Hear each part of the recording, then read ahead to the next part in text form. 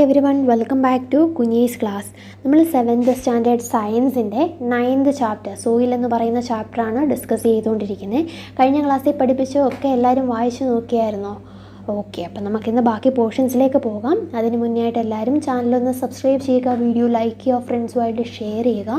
പിന്നെ exercise question ആൻസേഴ്സിനും previous year question ആൻസേഴ്സിനുമായിട്ട് എക്സാം ടോപ്പേഴ്സ് എന്ന് പറയുന്ന ചാനൽ കൂടി സബ്സ്ക്രൈബ് ചെയ്ത് വീഡിയോസൊക്കെ കാണുക. അവിടെ നിങ്ങൾക്ക് പൊളിറ്റിക്സിൻ്റെയും ഹിസ്റ്ററിയുടെയും ജോഗ്രഫിയുടെയും സയൻസിൻ്റെയും മാത്സിൻ്റെയും ഒക്കെ വീഡിയോസ് അവൈലബിൾ ആണ്. അപ്പോൾ ആ വീഡിയോസ് കൂടി കാണാൻ നിങ്ങൾക്ക് വളരെയധികം ഹെൽപ്ഫുള്ളായിട്ടുള്ള വീഡിയോസാണത്.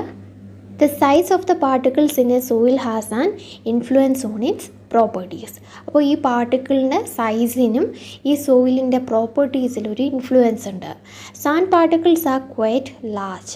They cannot fit close together, so there are large spaces between them. These spaces are filled with air. അപ്പോൾ ഈ സാൻഡ് പാർട്ടിക്കിൾസ് എന്ന് പറയുന്നത് അത്യാവശ്യം നല്ല വലിപ്പമുള്ളതാണ്. അതുകൊണ്ട് തന്നെ അത് അടുത്തടുത്ത് കിടക്കത്തില്ല അല്ലേ, കുറച്ച് ഗ്യാപ്പ് അതിനിടയിൽ കാണും, അല്ലെങ്കിൽ കുറച്ച് സ്പേസ് ഇതിനിടയിൽ കാണും.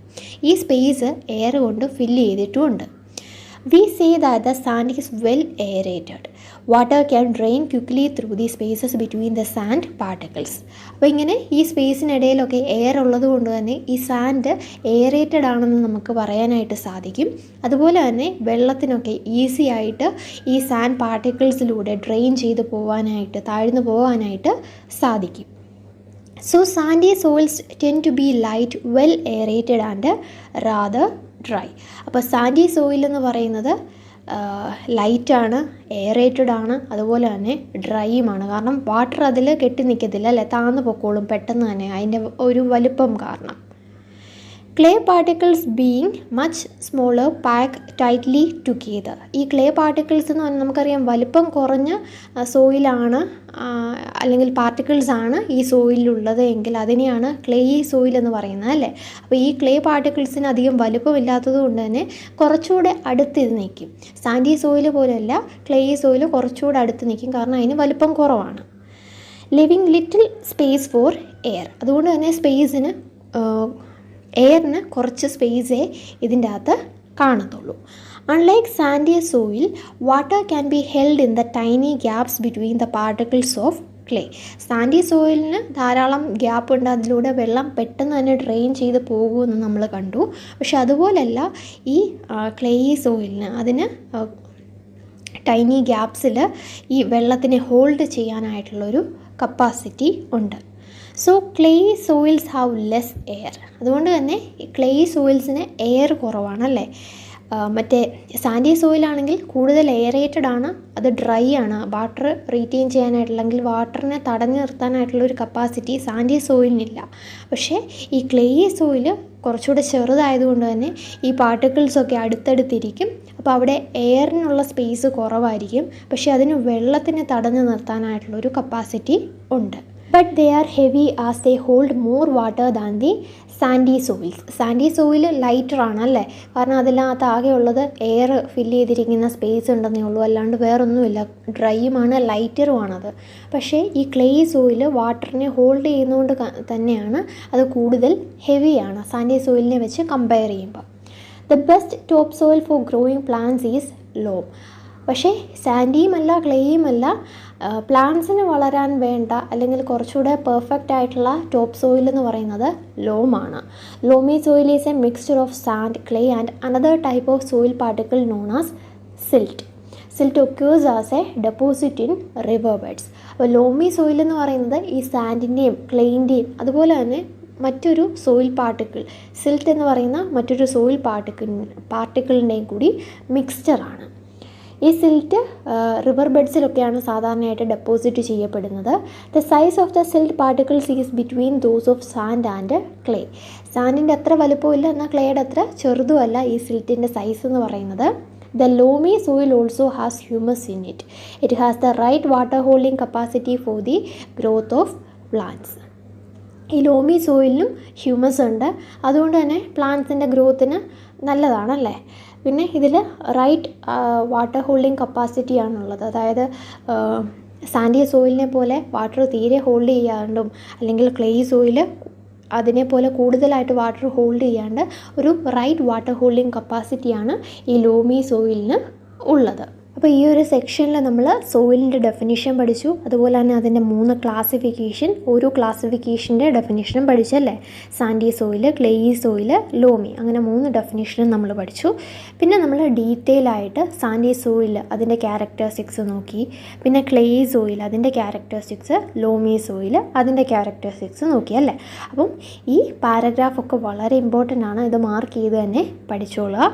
ഇപ്പോൾ സാൻഡി സോയിലിനെ കുറിച്ച് കൂടുതൽ ഡീറ്റെയിൽ ആയിട്ട് 2-3 മാർക്കിന് എടുത്ത് ചോദിക്കാനാണെങ്കിൽ ഈ കുറേ സെൻറ്റൻസ് നമുക്ക് എഴുതേണ്ടതായിട്ട് വരും അല്ലേ. അപ്പോൾ ഈ ഒരു പാരഗ്രാഫ് എന്തായാലും പഠിക്കുക. ഇതിൻ്റെ അകത്ത് സാൻഡി സോയിലിൻ്റെ ഒരു ക്യാരക്ടറിസ്റ്റിക്സും ക്ലേയി സോയിലിൻ്റെ ക്യാരക്ടറിസ്റ്റിക്സും അതുപോലെ അടുത്ത പാരഗ്രാഫിൽ ലോമി സോയിലിൻ്റെ ക്യാരക്ടറിസ്റ്റിക്സും ഒക്കെ പറയുന്നുണ്ട്.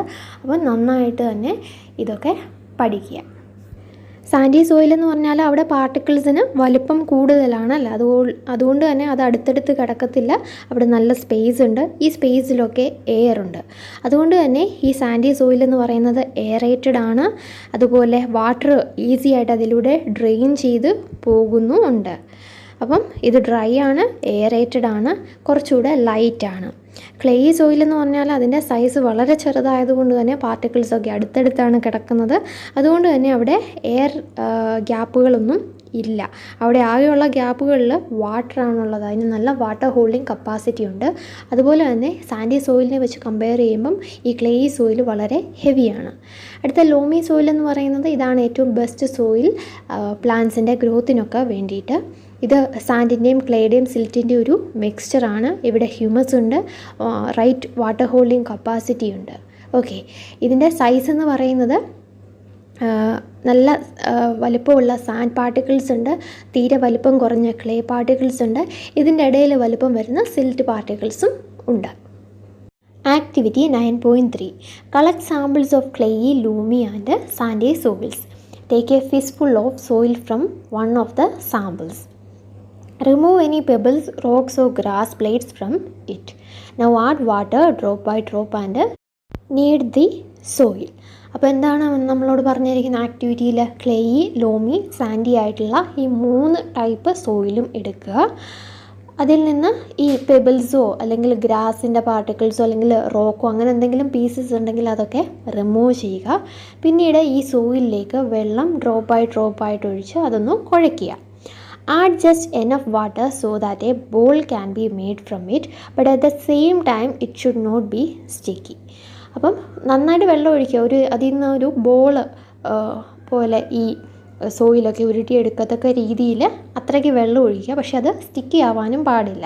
നിങ്ങളൊക്കെ നിങ്ങളുടെ വീട്ടിൽ ചപ്പാത്തി മാവ് കുഴയ്ക്കുന്ന കണ്ടിട്ടുണ്ടായിരിക്കും അല്ലേ. ഈ ചപ്പാത്തി മാവ് കുഴയ്ക്കുന്ന പോലെ തന്നെയാണ് ഇത് ഈ മണ്ണും കുഴയ്ക്കാൻ പറഞ്ഞിരിക്കുന്നത്. എന്നിട്ട് അതിൽ നിന്ന് ബോൾ ഉരുട്ടിയെടുക്കാനാണ് പറഞ്ഞിരിക്കുന്നത്. Okay, try to make a bowl from this soil.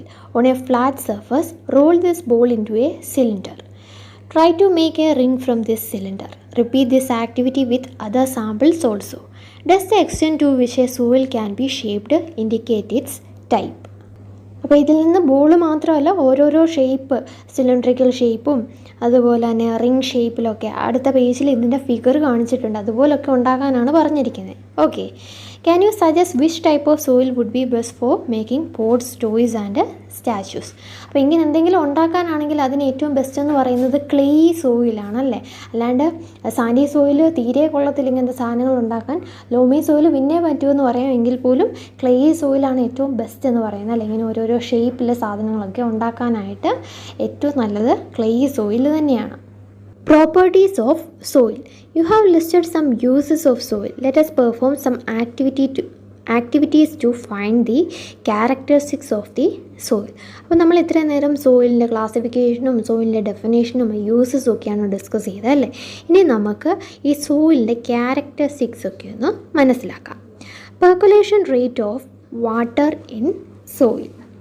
Buju and Paheli marked 2 different squares of 50 cm into 50 cm each, one on the floor of their house and the other on the Kucha road.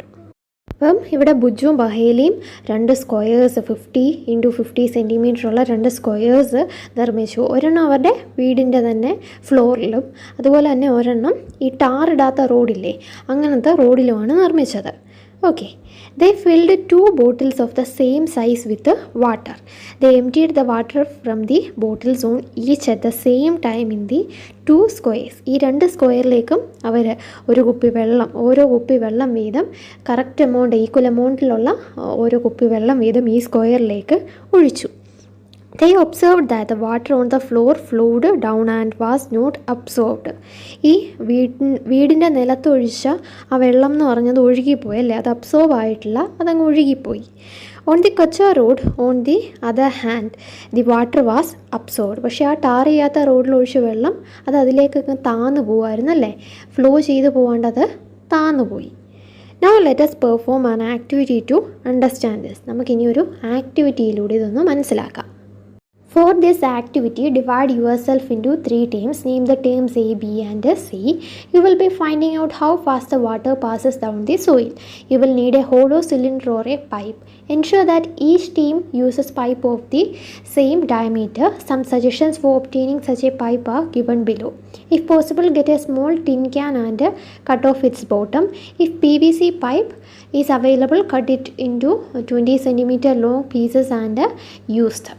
അപ്പോൾ ഇവിടെ പറഞ്ഞിരിക്കുന്നത് ഈ ആക്ടിവിറ്റിയിൽ നിങ്ങൾ 3ആയിട്ട് തിരിയുക, അതായത് 3 ടീമായിട്ട് തിരിയുക. ABC എന്നാണ് ടീമിൻ്റെ പേര്. ഈ ആക്ടിവിറ്റി എന്തിനാണ് ചെയ്യുന്നതെന്ന് ചോദിച്ചാൽ വെള്ളം എത്ര പെട്ടെന്ന് ഈ സോയിലിലൂടെ പാസ് ചെയ്ത് പോകും, അല്ലെങ്കിൽ ഈ സോയിൽ എത്ര പെട്ടെന്ന് ഈ വെള്ളത്തിനെ അബ്സോർബ് ചെയ്യും, അത് കണ്ടെത്താൻ വേണ്ടിയിട്ടാണ്. ഓക്കെ, അപ്പോൾ ഇതിന് നമുക്കൊരു ഹോളോ സിലിണ്ടർ അല്ലെങ്കിൽ പൈപ്പ് വേണം. ഇപ്പോൾ ടിൻ ക്യാൻ ഉണ്ടെങ്കിൽ അതിൻ്റെ താഴ്വശവും മുകൾവശവും കട്ട് ചെയ്തിട്ട് അത് യൂസ് ചെയ്യാം. അല്ലാന്നുണ്ടെങ്കിൽ PVC പൈപ്പാണെങ്കിൽ 20 സെൻറ്റിമീറ്റർ നീളത്തിൽ കട്ട് ചെയ്തിട്ട് അത് യൂസ് ചെയ്യാം.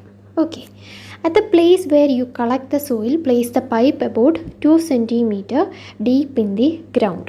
Pour 200 ml water in the pipe slowly. For measuring 200 ml water, you can use any empty 200 ml bottle. Note the time when you start pouring water. ഇനി ഈ പൈപ്പുകളൊക്കെ 2 centimetre താഴ്ചയിൽ ഈ ഗ്രൗണ്ടിലേക്ക് വെക്കുക. അതിനുശേഷം 200 ml ഒരു കുപ്പി എടുക്കുക, അത് നിറയെ വെള്ളം എടുത്തിട്ട് ഈ പൈപ്പിലേക്കൊക്കെ ഒഴിച്ചു നോക്കുക. എപ്പോഴാണ് വെള്ളം ഒഴിച്ച് തുടങ്ങിയെന്നുള്ള ആ ഒരു ടൈം നോട്ട് ചെയ്യുക. when all the water has percolated, leaving the pipe empty, note the time again. മൊത്തം വെള്ളം അരിച്ചിറങ്ങി കഴിഞ്ഞതിന് ശേഷമുള്ള ആ ഒരു സമയവും നോട്ട് ചെയ്യുക. Be careful not to let the water spill over or run down on the outside of the pipe while pouring. അതായത് വെള്ളം പുറത്തേക്ക് പോകാറുണ്ട്, ശ്രദ്ധിച്ചൊഴിക്കുക. അതിന് വേണ്ടിയിട്ടാണ് നമ്മളൊരു 2 സെൻറ്റിമീറ്റർ താഴത്തേക്ക് ഇറക്കി വെച്ചിട്ട് വെള്ളം ഒഴിക്കുന്നത് അല്ലേ. പുറത്തേക്ക് വെള്ളം ഒട്ടും പോവാത്ത വിധത്തിൽ വേണം ഒഴിക്കാനായിട്ട്. Calculate the rate of percolation by using the following formula. ഇവിടെ തന്നിരിക്കുന്ന ഈ ഫോർമുല വെച്ചുകൊണ്ട് ഈ പെർക്കുലേഷൻ റേറ്റ് കണ്ടുപിടിക്കാനാണ് പറഞ്ഞിരിക്കുന്നത്. എന്താണ് പെർക്കുലേഷൻ റേറ്റ് കണ്ടുപിടിക്കാനുള്ള ഫോർമുല എന്ന് പറയുന്നത്? Percolation rate is equal to amount of water by percolation time. Okay, നമുക്കൊരു എക്സാമ്പിൾ നോക്കാം. For example, suppose that for a certain sample it took 20 minutes for 200 ml to percolate. So rate of percolation is 200 ml by 20 minutes, that is 10 ml per minute. Okay, അപ്പോൾ എങ്ങനെയാണ് percolation rate കണ്ടെത്തുന്നതെന്ന് മനസ്സിലായില്ലേ? Amount of water, എത്ര വെള്ളമാണ് നമ്മൾ ഈ ഒരു ആക്ടിവിറ്റിക്ക് വേണ്ടി അല്ലെങ്കിൽ എക്സ്പെരിമെൻറ്റിന് വേണ്ടിയിട്ട് യൂസ് ചെയ്തിരിക്കുന്നത്. ഇപ്പം നമ്മൾ ഈ ആക്ടിവിറ്റിയിൽ യൂസ് ചെയ്തിരിക്കുന്നത് 200 ml വെള്ളമായിരുന്നു അല്ലേ. ഇനി പെർക്കുലേഷൻ ടൈം, അതായത് നമ്മൾ ഈ വെള്ളം ഒഴിച്ചപ്പം സമയം നോട്ട് ചെയ്തിരുന്നു, അത് കഴിഞ്ഞ് ഈ പെർക്കുലേറ്റ് ചെയ്ത് പോയതിന് ശേഷമുള്ള സമയം നമ്മൾ നോട്ട് ചെയ്തിരുന്നു അല്ലേ. അപ്പോൾ അതൊരു 20 മിനിറ്റ് ആണെന്ന് വിചാരിക്കുക. അതായത് ഈ വെള്ളം ഒഴിച്ച് അത് മൊത്തം അരിച്ച് അതിലേ കൂടെ ഇറങ്ങി പോകാനായിട്ട് 20 മിനിറ്റ് എടുത്തിട്ടുണ്ടെന്ന് വിചാരിക്കുക. അതിനെയാണ് പെർക്കുലേഷൻ ടൈം എന്ന് പറയുന്നത്. അപ്പം 200 ml divide by 20 minute is equal to 10 ml per minute എന്ന് നമുക്ക് ആൻസർ കിട്ടും. Calculate the rate of percolation in your soil sample. Compare your findings with others and arrange the soil samples in the increasing order of the rate of percolation. ഇനി നിങ്ങളുടെ soil സാമ്പിളിൻ്റെ percolation rate കണ്ടുപിടിക്കുക, മറ്റുള്ളവരുടെ percolation റേറ്റുമായിട്ട് അത് compare ചെയ്ത് നോക്കുക. Okay, എന്നിട്ട് അത് ആ ഇൻക്രീസിങ് ഓർഡറിൽ പെർക്കുലേഷൻ റേറ്റ് കൂടുന്നതനുസരിച്ച് അത് അറേഞ്ച് ചെയ്ത് വെക്കുക. നമുക്കറിയാവുന്ന കാര്യമാണ് ഈ ക്ലേ സോയിലിനും സാൻഡി സോയിലിനും ലോമി സോയിലിനും ഒക്കെ വേറെ വേറെ പെർക്കുലേഷൻ റേറ്റ് ആയിരിക്കും ഉണ്ടായിരിക്കുക അല്ലേ. ഈ ക്ലേ സോയിലിലൂടെ വാട്ടർ പെർക്കുലേറ്റ് ചെയ്യാനായിട്ട് കൂടുതൽ ടൈം ആയിരിക്കും എടുക്കുക ഈ സാൻഡി സോയിലിനെ വെച്ച് കമ്പയർ ചെയ്ത് നോക്കുമ്പോൾ അല്ലേ. സാൻഡി സോയിലിൽ കുറച്ചുകൂടി ഈസി ആയിട്ട് വാട്ടർ പെർക്കുലേറ്റ് ചെയ്ത് പോകും, പക്ഷേ ക്ലേ സോയിൽ കുറച്ചുകൂടെ ടൈം എടുത്തേ വാട്ടർ പെർക്കുലേഷൻ നടക്കത്തുള്ളൂ. ഇന്നത്തെ ക്ലാസ് ഇവിടെ തീരുകയാണ്. എന്തെങ്കിലും ഡൗട്ട് ഉണ്ടെങ്കിൽ താഴെ കമൻറ്റ് ബോക്സിൽ ചോദിക്കാം. അപ്പോൾ എല്ലാവരും ചാനൽ സബ്സ്ക്രൈബ് ചെയ്യുക, വീഡിയോ ലൈക്ക് ചെയ്യുക, ഫ്രണ്ട്സുമായിട്ട് ഷെയർ ചെയ്യുക. എക്സസൈസ് ക്വസ്റ്റ്യൻ ആൻസേഴ്സിനും പ്രീവിയസ് ഇയർ ക്വസ്റ്റ്യൻ ആൻസേഴ്സിനുമായിട്ട് എക്സാം ടോപ്പേഴ്സ് എന്ന് പറയുന്ന ചാനൽ കൂടി സബ്സ്ക്രൈബ് ചെയ്ത് വീഡിയോസൊക്കെ കാണുക. അവിടെ സോഷ്യൽ സയൻസിൻ്റെയും മാത്സിൻ്റെയും ഒക്കെ വീഡിയോസ് അവൈലബിൾ ആണ്. അപ്പം നിങ്ങൾക്ക് വളരെ ഹെൽപ്ഫുൾ ആയിട്ടുള്ള വീഡിയോസാണ് അവിടെ ഉള്ളത്. അപ്പോൾ എല്ലാവരും ആ ചാനൽ കൂടി സബ്സ്ക്രൈബ് ചെയ്ത് വീഡിയോസൊക്കെ കാണുക.